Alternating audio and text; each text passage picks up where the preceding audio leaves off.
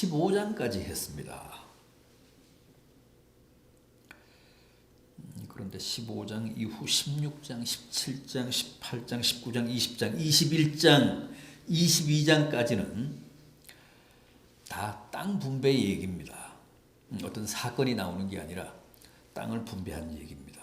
어느 지파, 누구 자손들에게 무슨 땅을 주고 또 누구에게 어느 성읍을 주고 하는 식의 기업 배분 얘기입니다. 그런 내용이 22장까지 이어지고 이제 23장 오늘 본문에 와서 비로소 주제가 바뀌는데 오늘 본문인 23장을 보기 전에 바로 앞장인 22장 1절 이하 한번 보십시오. 22장 1절 이하.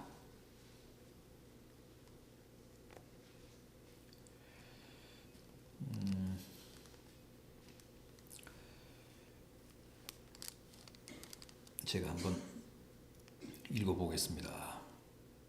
그때 여호수아가 루벤 사람과 갓 사람과 므낫세 반지파를 불러서 그들에게 이르되 여호와의 종 모세가 너희에게 명령한 것을 너희가 다 지키며 또 내가 너희에게 명령한 모든 일에 너희가 내 말을 순종하여 오늘까지 날이 오래도록 너희가 너희 형제를 떠나지 아니하고 오직 너희의 하나님 여호와께서 명령하신 그 책임을 지키도다.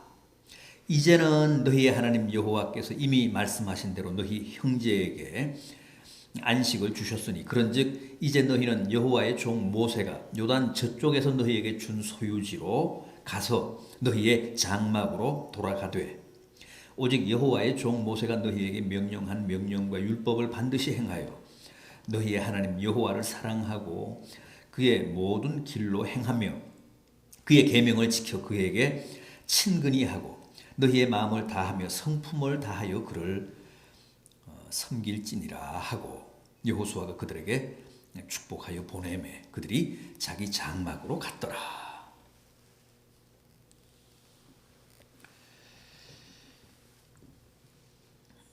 루벤 지파, 그 다음에 갓 지파, 므낫세 반 지파. 이들 지파는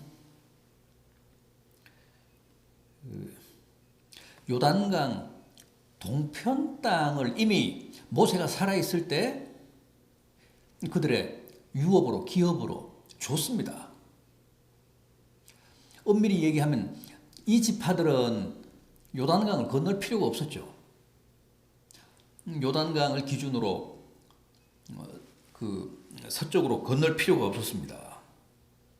이미 요단강 건너기 전에 그 요단강 동편 땅을 기업으로 받았기 때문에 르벤 지파, 갓 지파, 므낫세 반 지파는 바로 그런 지파들이었습니다. 그럼에도 그들이 다른 지파들과 함께 강을 건넜던 것은 다른 지파들의 가나안 정복과 가나안 정착을 돕기 위해서였습니다. 그것은 하나님의 명령이고 또 모세의 부탁이기도 하고 여호수아의 간절한 바람이기도 했습니다. 아무튼 그런 기대에 부응해서 이 므낫세 지파, 또 갓 지파, 루벤 지파가 다른 지파들과 함께 요단강을 건너서 요단강 서쪽으로 건너왔습니다. 그리고 다른 지파들을 도와서 가나안 본토를 평정하고 정복하는 데 지금까지 최선을 다해 협조했습니다. 그런데 이제 여호수아가 이스라엘 각 지파에게 가나안 땅을 다 배분했잖아요. 그러니까 이제는 더 있을 필요가 없고 일찍이 모세로부터 배분받은 자기들의 땅으로 이제 돌아가라고 한 겁니다. 여호수아가 그들을 복귀시켰습니다. 여호수아가 그들의 헌신과 희생과 봉사에 대해 치하하며 격려합니다. 이제 너희는 여호와의 종 모세가 요단 저쪽에서 너희에게 준 소유지로 돌아가라. 돌아가되 모세가 너희에게 명령한 율법을 반드시 행하여 너희의 하나님 사랑 계명을 꼭 지키고 마음을 다하고 성품을 다해 여호와를 섬기라. 그렇게 이제 당부하고 축복 기도를 한 다음에 돌려보냅니다. 여러분, 하나님의 뜻, 율법의 근본 정신은 이렇게 형제들을 서로 도우며 살라는 겁니다. 각 지파별로, 각 공동체별로 그들만의 고유한 영역, 그들만의 고유한 유업을 보장해 주되 희생이 따르고 수고가 불가피하더라도 필요한 경우에는 서로 도우며 살라는 겁니다. 힘을 합하고 같이 싸우고 정복하라는 겁니다. 그런 삶에 인색하지 않아야 하나님이 은혜를 베푸시고 축복을 허락하신다고 합니다. 그래서 하나님의 그런 뜻을 받들어 요단강을 함께 건넜던 지파들이 이제 자기들의 소유지로 복귀를 하게 됐습니다. 그리고 나서 이제 오늘 본문인 23장 말씀이 이어집니다. 여호수아가 나이가 많아서 자신의 최후를 준비하는 대목입니다. 오늘 우리가 함께 본 23장 2절을 보십시오. 여호수아가 온 이스라엘 곧 그들의 장로들과 수령들과 재판장들과 관리들을 불러다가 그들에게 이르되 나는 나이가 많아 늙었도다. 그러면서 자기 앞에 소집한 각 지파의 장로들과 두령들에게, 재판관들에게 몇 가지 중요한 당부를 합니다. 거의 유언에 가까운 말씀이죠. 이제 내 나이가 많아 늙었다. 그러면서 간절히 당부한 말씀 뭡니까? 지금까지의 모든 싸움과 가나안 땅을 차지하고 제비 뽑아 각 지파에게 그 땅을 유업으로, 기업으로 배분하는 일은 다 너나 내가 한 일이 아니라 하나님께서 하셨다는 사실을 유념하라고 합니다. 3절을 보십시오. 너희의 하나님 여호와께서 너희를 위하여 이 모든 나라에 행하신 일을 너희가 다 보았거니와 너희의 하나님 여호와 그는 너희를 위하여 싸우신 이시니라.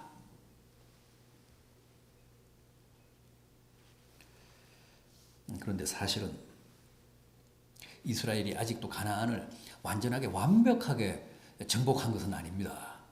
아직도 부분적으로 원주민들이 남아 있었습니다.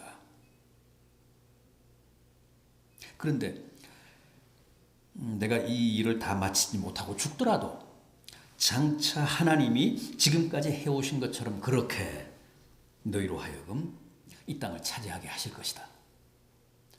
여호와께서 친히 아직 남아있는 이 땅의 원주민들을, 이방인들을, 이교도들을 몰아내실 것이다. 그 점을 확신하라는 겁니다.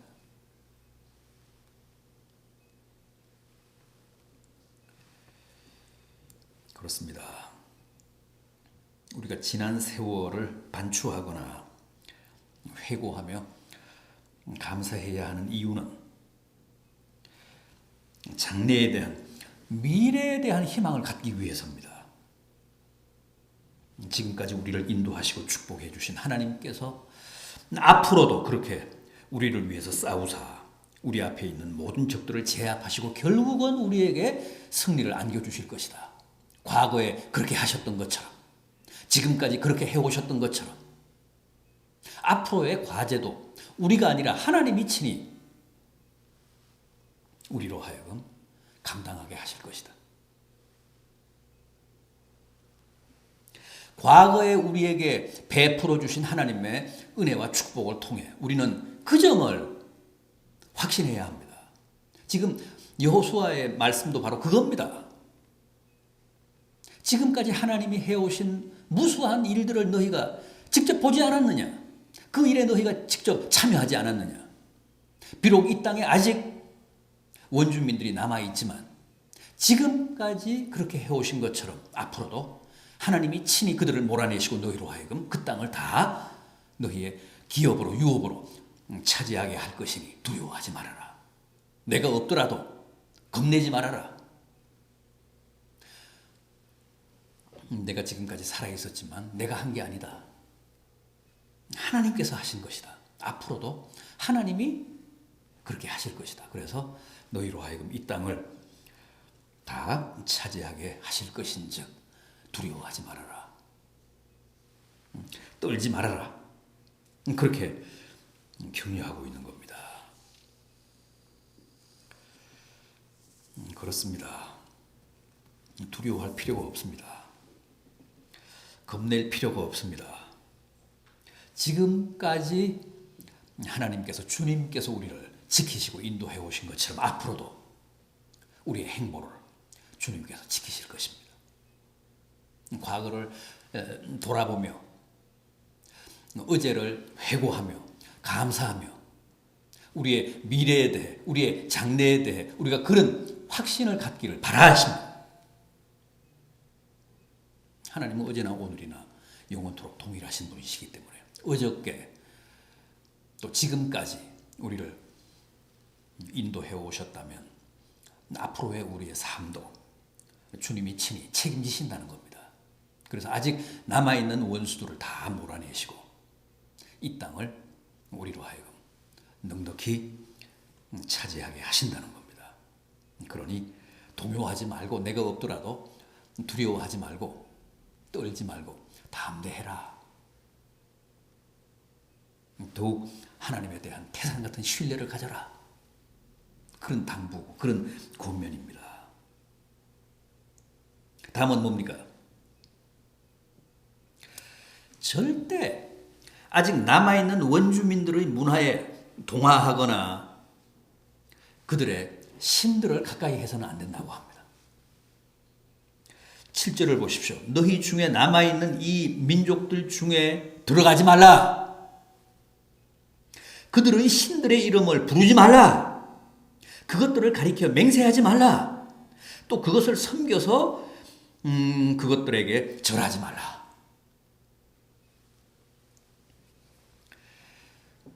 사실 죽음을 앞두고 있는 여호수아의 가장 큰 걱정은 바로 이겁니다.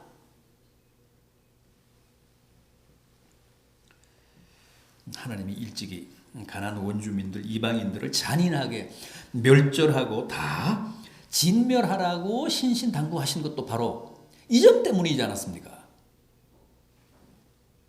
그들을 용서하면, 그들을 살려주면, 그들과 함께 살면 틀림없이 그들의 신들을 섬기게 된다는 겁니다.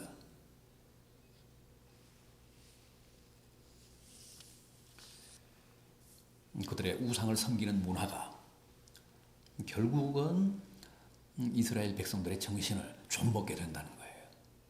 그래서 하나님 신앙을 위협하게 된다는 거죠.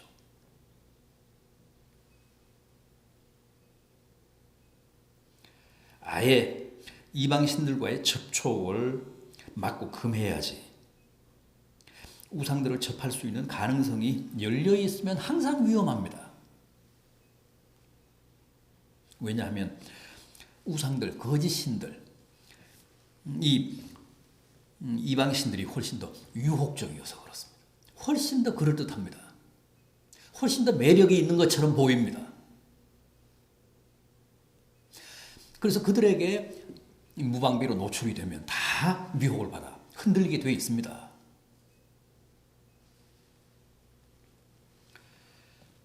사람들이 이단들에게 미혹되는 것도 다 그런 거 아닙니까?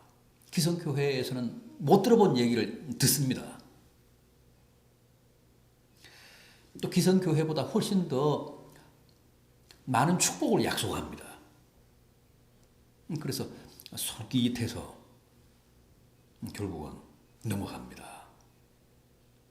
따라서 이단들과는 아예 마주하지를 말아야 합니다.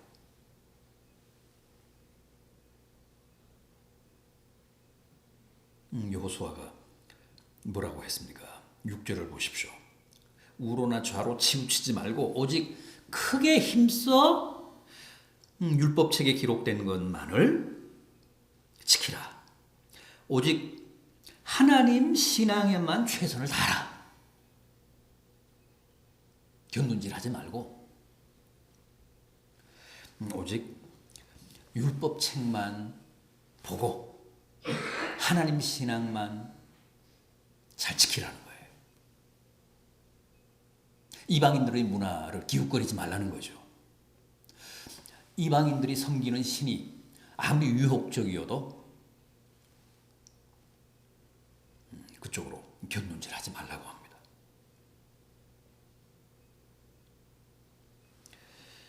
오로지 좌로나 우로 치우치지 말고 하나님 신앙만을 지키라.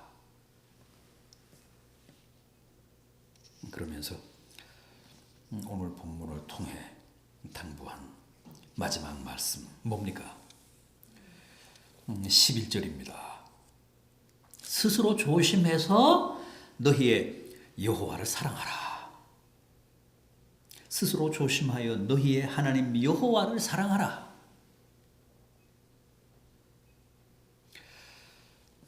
여러분, 이스라엘 백성들에게 있어서의 하나님 사랑이 숙명이었듯이 우리에게도 다른 선택의 여지가 없습니다. 오직 주님만 사랑하도록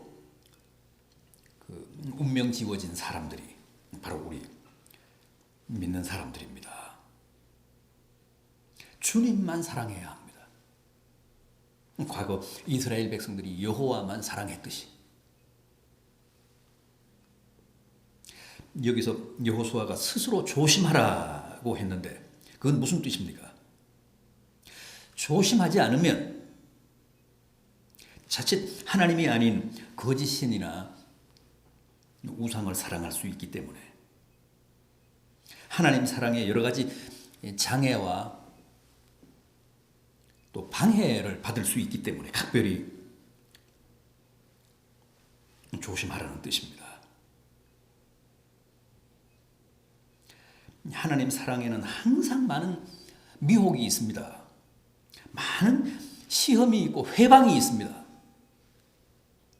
스스로 조심해서 경계하지 않으면, 스스로 조심해서 자기를 잘 관리하고 단속하지 않으면 항상 하나님 사랑은 회방을 받습니다. 미혹을 당합니다. 자꾸만 우로나 좌로 곁눈질하게 합니다. 세상이 그렇게 하고 마귀가 그렇게 합니다. 그렇게 해서 우리로 하여금 하나님 사랑에 몰두하지 못하게 합니다. 오직 한 분 하나님만을 사랑하지 못하게 합니다. 그래서 뭐라고 합니까? 스스로 조심해야 된다. 스스로 자기를 잘 단속하고 관리해야 한다. 자기를 잘 통제해야 한다. 미혹을 뿌리쳐야 한다. 그런 뜻입니다.